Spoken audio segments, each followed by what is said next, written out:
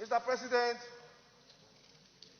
we need not run away from the fact that more than ever before in the history of our nation, this is the worst instability we are facing. In fact, this is worse than the Civil War. Are you in PDP? Mr. President, the solution is very simple. Today, Today, there are a lot of misgiving, a lot of misinterpretations of what is happening. Some people believe, some people in government are supporting this move.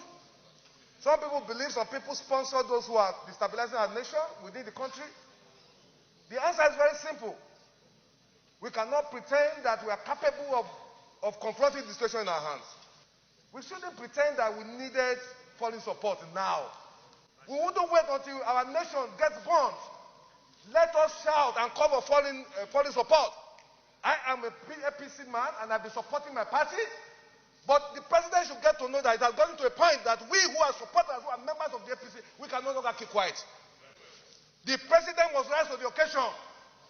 You will not see the truth and you are afraid to say it because you will die. We must open, Mr. President. The nation is on fire.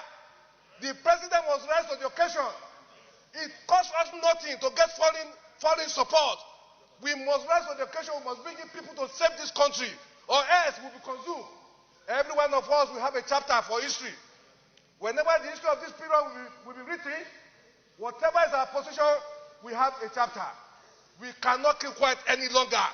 It has gotten to a point that we cannot sleep with our two eyes closed. We are not free. Our children are not free. The president must rise to the occasion. There's no nation that is so powerful that it doesn't need support of other nations. Individual cannot say you will leave the world without any other person with you.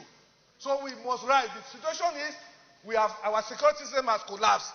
It has failed. And because it has failed, we need to look for foreign support. It costs Nigeria nothing. Forget the ego, forget the superiority of Nigeria in African nation. Today, we are facing serious problems. If our nation is to survive this period, I'm not in doubt that the security architecture we have today cannot cope with what we are facing. Every part of this country is threatened. From the north to the south, nobody is safe.